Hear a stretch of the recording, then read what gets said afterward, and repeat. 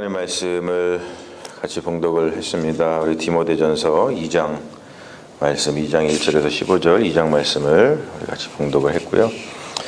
우리 이 말씀 가지고서 성화의 삶, 성화의 삶이라는 제목으로 우리 하나님 말씀 증거하겠습니다. 성화라는 말이 뭔지 여러분들 많이 들으셔서 아실 거라고 믿어요. 우리가 진짜로 거룩하게 되는 것이죠. 그것은 이제 성화라고 하는데, 그것이 어떻게 우리에게 이루어지는가에 대해서 다시 한번 살펴보겠습니다.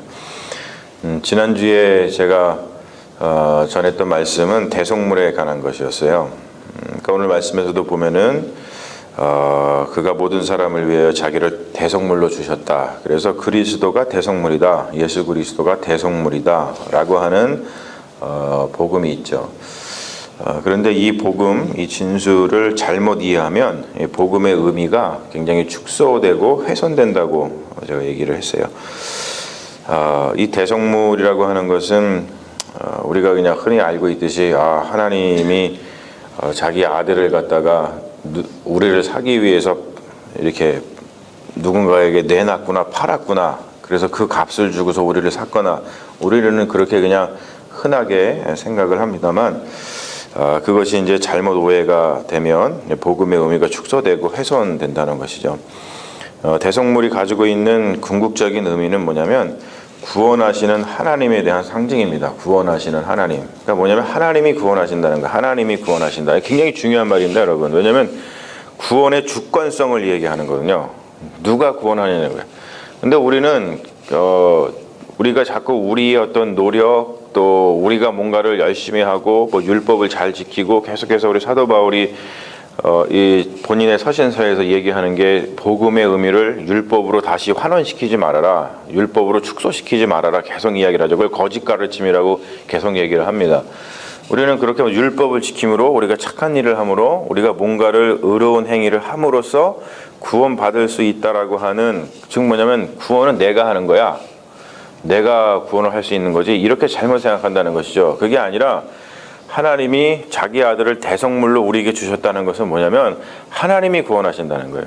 하나님의 구원의 주권성, 하나님만이 구원하신다는 겁니다. 여러분 믿으시죠? 할렐루야. 굉장히 중요한 우리 복음의 핵심입니다. 그 말은 뭐냐면 하나님은 당신의 피조물, 하나님께서 지으셨잖아요, 우리를. 우리가 그 창조신학을 고백하지 않습니까? 우리는 하나님의 피조물입니다. 하나님이 우리를 지으셨습니다. 하나님이 우리 아버지십니다. 하나님이 우리 주인이십니다 라는 것을 고백한단 말이에요. 근데 바로 하나님이 우리를 그렇게 피조물로서 우리를 창조하셨는데, 하나님은 당신의 피조물을 끝까지 책임지신다는 메시지가 바로 하나님께서 자기 아들을 대속물로 우리에게 주셨다라고 하는 메시지의 핵심입니다. 제가 말씀드렸듯이 고엘법의 신약 버전이라고 그랬죠. 고엘법, 친족, 핏줄을 갖다가 끝까지 책임지는 거예요. 살다 보면은 어려움에 처하는 친족들이 있거든요. 우리가 알다시피 룻기에서 보면은 룻이, 나오미가 엄청난 어려움에 처해 있는데 결국에는 친족을 통해서 구원을 받지 않습니까? 바로 그겁니다. 끝까지 책임지라는 것이죠. 그렇기 때문에 이 말은 뭐냐면, 대속물이라고 하는 의미는 뭐냐면, 우리는 우리의 구원을 염려하거나 두려워하지 말고 우리가 그리스도처럼 우리 스스로가 세상의 대속물로 살아야 된다는 메시지입니다. 그러면 어떻게 살아야 되는 것인가? 그게 바로 오늘 말씀 얘기했듯이 거룩하게 살아야 되는, 거룩하게, holiness. 거룩이란 무엇인가? 여러분, 대속물, 우리가 구약의 어떤 제사법 같은 거를 많이 우리가 서로 공부해서 알고 있지만, 대속물로다가 내주는 양이라든지 소라든지 그런 것을 잡아서 드릴 때 아무 소, 아무 양이나 잡지 않잖아요. 뭘 잡죠? 무슨 양을 원하죠? 하나님께서는 흠없는 양. 그렇죠? 흠없는 양. 대속물이라는 것은 거룩함을 나타내요. 거룩함, 흠없이 하나님께서 우리를 보존하시는 그 은혜, 그게 바로 대속물입니다. 우리가 그렇게 거룩하게 삶을 통해서 세상의 대속물로 살아서 예수 그리스도처럼 우리가 구원을 우리 스스로 염려하거나 걱정하거나 두려워하는 것이 아니라 우리가 당당하게 세상에서 책임지는 자로 산다는 것이죠. 그래서 오늘 말씀을 보면은 남자의 삶이 있고요, 여자의 삶이 나옵니다. 남자의 삶을 먼저 살펴보면은 8절 말씀에 뭐라고 나와 있는지 우리 남자분들만 다시 한번 읽어볼까요? 굉장히 중요하고 우리 남자분들이 스스로에게 질문해야 될 그런 거룩한 말씀인데요. 남자분들만 2장 8절 말씀을 다시 한번 같이 봉독합니다. 시작. 그러므로 각 처에서 남자들이 분노와 다툼이 없이 거룩한 손을 들어 기도하기를 원하노라. 할렐루야. 남자의 삶이 이래야 된다는 거예요. 각 처에서 자기가 있는 그 삶의 자리에서 남자들이 분노와 다툼이 없이 거룩한 손을 들어서 기도하기를 원하노라. 우리 남자들은 계속 이것을 질문해야 됩니다. 내 손은 거룩한가? 내 손은 지금 거룩한가? 그리고 이 손을 가지고 내가 지금 무엇을 하고 있는가? 이 손으로 생명을 살리는 일을 하고 있는가? 아니면 생명을 죽이는 일을 하고 있는가? 하나님이 우리에게 손을 주셨는데 우리 인간에게는 이 손이 아주 중요하죠. 다른 동물들, 그러니까 이 세상의 모든 피조물들의 영장류라고 해서 모든 것을 다스릴 수 있었던 이유가 뭡니까? 손이에요, 손. 뇌가 있지만 이 뇌가 이 손을 이용한단 말이에요. 손이 없으면 손을 이 우리 인간처럼 자유자재로 쓸 수 있는 동물은 아무것도 없습니다. 근데 이 손을 가지고 하나님이 거룩한 일을 행하시는 것처럼 내가 지금 거룩한 일을 행하고 있는가? 이 손이 거룩한가? 우리는 남자들은 계속 물어야 됩니다. 자, 이 거룩한 손을 가지고서 들어서 기도한다 그래. 손을 들어서 기도한다. 우리가 예배 드릴 때도 찬양하고 그럴 때 손을 들어서 하나님께 찬양을 하고 또 기도하다가도 하나님께 손을 들어서 기도하고 그렇습니다. 저도 이 손 들고 찬양하거나 또는 기도할 때 손을 들고서 기도하는 것을 참 좋아하는데, 손을 든다는 행위가 무엇을 의미하냐면 첫 번째로 하나님께 헌신하려고 하는 자세인 거예요. 하나님, 제가 하나님께 헌신하겠습니다. 그리고 손을 든다는 것은 하나님, 제가 하나님 말씀에 순종하겠습니다. 우리가 흔히 얘기하지 꼼짝마 할 때 어떻게 해야 돼요? 두 손을 들어야 되잖아요. 그런 것처럼 하나님, 제가 손을 들고 하나님께 순종하겠습니다 라고 하는 그 삶의 자세를 보이는 거예요. 그리고 손을 들고서는 하나님, 모든 것을 하나님의 뜻대로 살겠습니다 라고 하는 결단의 자세가 손을 들고 기도하는 이 자세에서 우리의 삶의 자세, 우리의 신앙의 자세가 나타난다고 하는 것이죠. 여러분, 우리가 기도하고 있습니까? 우리 특히 남자들에게 기도가 정말로 많이 필요하다는 것이죠. 기도하는가? 왜 우리가 기도하는가? 오늘 말씀해 보면 어떤 사탄의 방해 또는 사탄의 계략, 그것에 넘어가 가지고 그 사탄의 방해와 계략에 넘어가면 우리가 어떤 일을 행하냐면 지금 얘기하듯이 분노와 다툼 속으로 들어가요. 분노와 다툼. 분노와 다툼이 왜 나쁘냐면 예배와 하나님의 말씀을 전파하는 그 전도가 방해를 받습니다. 방해받지 않도록 간절히 기도하는 것이죠. 즉 뭐냐면 사탄의 방해와 계략에 넘어가지 않는다는 뜻은 뭐냐면 우리가 깨어있는다는 뜻입니다. 깨어있는다. 근데 우리는 깨어있기 위해서 기도하는 거예요. 깨어있으려고 눈을 감는다. 이 굉장히 모순되는 말인데 아주 중요한 말씀이죠. 눈을 감는 게 우리는 잔다고 생각을 하지만 우리 그리스도인들은 눈을 감음으로 인해서, 기도함으로 인해서 깨어있는 거예요. 그래서 우리는 기도한다는 것이죠. 특별히 남성분들, 이 말씀을 마음속에 잘 새기시기를 주님의 이름으로 축원합니다. 그래서 거룩한 손을 들어서 내가 기도하는 것이 이게 바로 하나님께서 우리에게 원하시는 것이고, 바로 이 거룩한 손을 들어서 기도하는 것을 통해서 내가 나를 세상의 대성물로 내놓는 그리스도의 삶을 사는 것이구나, 이게 바로 거룩한 삶이구나 라는 것을 여러분 다시 한번 깨달으시기를 바랍니다. 그리고 나서 나오는 이야기가 뭐냐면 여자의 삶에 대해서 나와요. 자, 여자의 삶에 대해서는 2장 9절에서 15절까지 이렇게 6절에 걸쳐서 나오는데, 여러분 이게 굉장히 문제적 본문이죠. 문제적 본문. 왜 문제적 본문인가요? 기독교 역사에서 남자가 여자를 억압하는 근거의 본문이 된 거예요. 그러니까 악용하는 거죠. 악용. 이 말씀을 가지고 남자들이 여자를 갖다가 억압을 하는 거예요. 그래서 흔히 우리가 알고 있는 얘기가 여기서 나오잖아요. 아담이 먼저 지음을 받고 하와가 그 후고 아담이 속은 것이 아니고 여자가 속아서 죄에 빠졌다. 그래서 죄에 빠진 것을 갖다가 여자에게 전가하는 듯한, 여자의 탓이지 남자가 무슨 잘못이 있어. 여자가 꼬임을 발각하고 남자한테 그 사과 주는 바람에 다 우리가 죄에 빠졌잖아 라고 하면서 여자들은 할 말이 없으니까 조용해. 뭐 이런 식으로다가 남자가 여자를 억압하는 본문으로 쓰여진 구절이 이 본문이기 때문에 아주 문제적 본문입니다.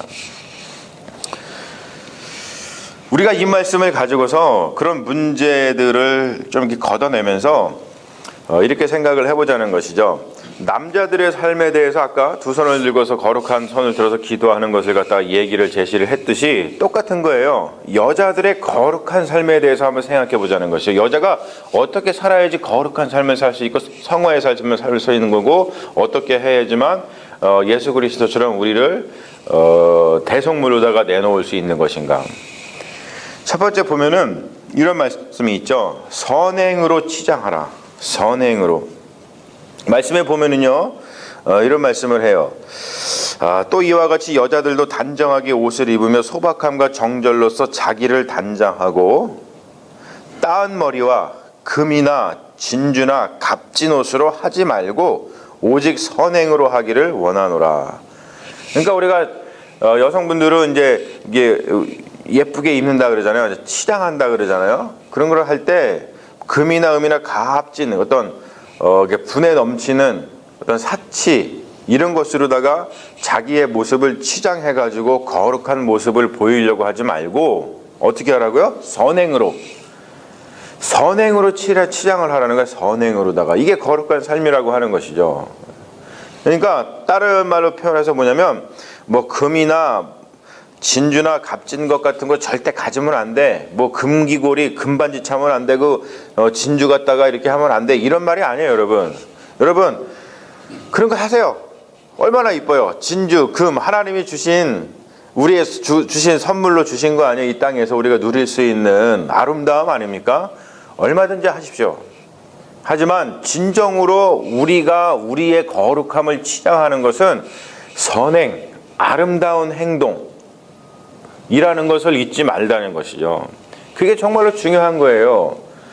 여러분 우리가 뭐 지난 주일에도 우리 선교사님 오셔가지고 선한 사마리아의 그 이야기 이를 통해서 알고 있지만, 우리가 아무리 뭐 금을 두르고 뭐하고 하면서 그냥 여기 쓰러져서 지금 그 거반 죽게 된 사람을 그냥 지나치면은 그게 무슨 소용이 있어요. 여기다가 금 끼고 여기다 이 진주 귀고리하고 뭐 그런다고 한들 그것이 그 사람의 거룩함을 나타내는 것이 아니라 바로 그렇게 선행, 어려움에 당한 사람들을 도와주고 그들을 다시 일으켜 세워주고 그런 것으로다가 우리가 치장하는 것이 그게 거룩한 삶의 기본이라는 것을 다시 한번 얘기하는 것이죠.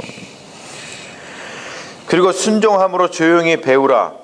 특별히 세 번째 보면은 남자를 주관하는 것을 허락하지 않는다라고 얘기를 하고 있어요. 남자를 주관하는 것을 허락하지 않는다. 이런 말을 왜 하냐면은 우리 창세기에 보면은 여자는 어떻게 창조되었냐면 돕는 배필로 창조되었다라고 이야기를 해요. 이것도 이제 악용을 하게 되면은 자꾸 이렇게 악용을 하게 되죠. 여자는 남자가 있는데 그냥 보조적인 수단으로다가 창조된 거야. 그러니까 여자는 무조건 남자를 잘 섬겨야 돼. 이런 말로다가 둔갑이 되기 쉬운데 그런 말씀이 아니라 남자와 여자는 함께 도와서 우리에게 주어진 그 삶이 풍성하도록 서로 돕도록 창조된 존재라는 것이죠. 그러니까 이거는 남자를 주관하는 것을 허락하지 않는다는 것은 뭐냐면 오히려 남자를 넘어서 가지고 여자가 남자를 갖다가 지배하는 거. 요즘에 여러분 뉴스를 보면은 구타당하는 남자들이 엄청 많아요. 특히 이게 젊었을 때는 남자가 힘이 세니까 좀 뭐 여자보다 힘이 세니까 뭐 이렇게 지배하면서 사는 것 같다가도 점점점 이제 나이가 들어가지고 이게 나이가 남자들이 들면은 점점 힘이 없어지거든요. 그리고 또 여자들은 이상하게 그 남성 호르몬이 많아져가지고 힘이 세지는 것 같아요. 그래서 심심지 않게 그런 뉴스가 나옵니다. 구타당하면서 사는 남자가 많다. 그래서 보호해야 된다. 그런 뉴스가 많이 있어요. 이 여성분들 절대로 집에서 그 남성분들을 저기 구타하지 마십시오. 그런 말인 거죠. 남자를 주관하는 것을 허락하지 않는다는 것은 뭐냐면 서로 창조 질서를 지켜서 서로 연합해서 하나님 앞에서 거룩한 모습으로 살아가야 된다는 것을 다시 한번 강조하는 거예요.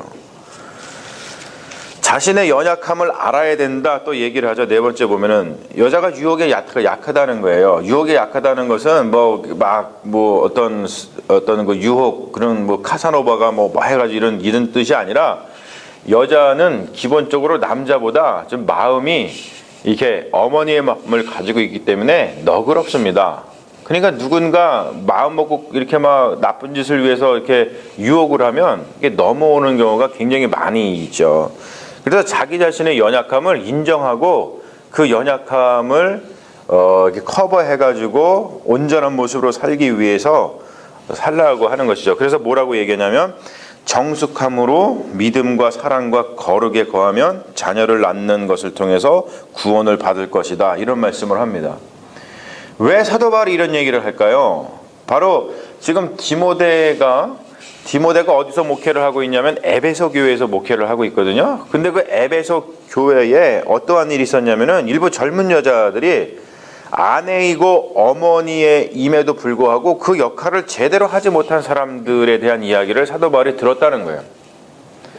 그런 사람들에게 당연히 이런 가르침을 줘야 되겠죠. 정숙하여라. 믿음과 사랑과 거룩함에 거해서 너희가 하나님이 주신 그 은혜를 잃어버리지 않도록 살아라. 거룩한 삶을 살아라 라고 하는 이 메시지를 당연히 줘야 되는 것이 사도 바울의 의무라고 하는 거예요. 우리가 지금 거룩하게 산다는 것, 즉 예수 그리스도께서 우리에게 랜섬, 대속물이 되셨던 것처럼 우리가 거룩하게 산다는, 이 세상에서 거룩하게 산다는 것이 바로 예수님처럼 랜섬으로서 대속물로서 사는 것인데, 거룩하게 산다는 것이 무엇인지를 다시 한번 생각해 보는 것이죠. 우리가 세상에서 그리스도처럼 대속물로 살아야 된다는 거예요. 이 말은 뭐냐면 다른 말로 표현해서 우리의 형제, 우리의 자매, 우리의 가족, 그리고 우리가 몸담고 있는 사회, 인간, 피조물, 우리가 하나님께 지음받은 다 형제 자매지 않습니까? 우리가 다 한 핏줄이에요. 그것들을 끝까지 책임지면서 살아야 된다는 그런 말씀입니다. 대속은 그냥 그리스도께 맡겨놓고 하나님이 대신 뭘 하시는 거야. 우리는 자꾸 이렇게 생각합니다. 하나님이 대신 하시는 거야. 예수님께서 대신 하시는 거야. 예수님께서 대신 하시니까 그냥 내가 맡겨놓고 나는 아무것도 안 해도 돼 라고 생각하는 것을 대속이라고 생각하시면 안 됩니다. 대속은 그런 것이 아니라 하나님의 은혜의 징표인 그리스도처럼 나 자신이 대속물이 되어서 내가 참여의 삶을 사는 거예요. 예수 그리스도가 그렇게 사셨듯이 나도 이 세상을 책임지는 사람으로서 살아가는 것이 바로 대속의 은혜라고 하는 것이죠. 여러분, 바로 이것이 성화입니다. 성화. 왜 우리가 참여합니까? 왜 우리가 대속물로 우리 자신을 내어놓을 수 있어요? 그 기본적인 밑바탕에는 뭐가 있냐면 하나님이 우리를 사랑하신 것처럼 우리도 사랑하기 때문에 그래요. 여러분, 사랑하면 그들의 삶에 동참하게 되어 있어요. 내가 내 자녀를 사랑하기 때문에 자녀가 잘 되기 위해서 내가 그들의 삶 가운데에 어떠한 썩어지는 미랄이 되어주는 것처럼, 내가 하나님이 지으신 이 모든 이 만물이 하나님의 창조 질서 안에서 잘 성장해 가는 것을 돕기 위해서는 내가 사랑하면은 내 자신이 썩어지는 미랄이 되어서 그래서 그 삶에 동참하게 된다는 것이죠. 여러분, 이것이 바로 성화라고 하는 거예요. 이게 그냥 가만히 있으면은 내가 그냥 나는 가만히 있으면 돼. 왜? 하나님이 다 해주시니까. 내가 대속물이니까, 하나님 예수 그리스도 대속물이니까 예수님이 나 대신 다 해주시는 거야. 이런 것이 아니라 우리가 거룩한 삶을 산다는 것, 성화의 삶을 산다는 것은 예수님이 대속물이 되신 것처럼 나도 대속물이 되어서 그들을 위해서 내 자신을 내어놓는 것. 여러분, 이것이 성화의 삶이라는 것을 우리가 다시 한번 생각을 하면서 남자로서, 여자로서 이 세상을 살아갈 때에 다른 것이 아니라 바로 거룩함을 통해서 하나님 앞에서 흠없는 대성물로서 살아가는 것을 통해서 성화의 삶을 통해서 내가 예수 믿는 사람이구나, 내가 하나님의 은혜를 받는 사람이구나, 내가 하나님께 구원받은 사람이구나 라는 것을 세상에 드러내는 믿음의 자녀들 되시기를 주님의 이름으로 축원합니다. 아멘. 우리 잠시 기도하겠습니다. 하나님 감사합니다. 오늘 성화의 삶에 대해서 우리에게 다시 한번 가르침을 주시니 감사합니다. 우리 남자들 거룩한 두 손을 들어서 하나님 앞에서 날마다 기도하는 삶을 살게 하여 주시옵시고, 우리 여성들은 선행으로 자기 자신을 치장하여서 하나님 앞에서 거룩함을 살 수 있는 믿음의 자녀들 되게 하여 주시옵소서. 그리하여서 남자와 여자가 함께 연합하여서 하나님께서 우리에게 주신 그 사명과 또 하나님께서 우리에게 주신 그 구원의 은혜를 이 세상에 드러내면서 사는 믿음의 자녀들 다 될 수 있도록 주님 인도하여 주시옵소서. 주님께서 우리와 함께 하시며 또 우리가 기도하는 가운데 하나님의 놀라운 은총이 함께하여 주실 줄로 믿사오며 우리를 구원하신 예수님 이름 받들어 기도합니다. 아멘. 우리 주기도문 하시겠습니다.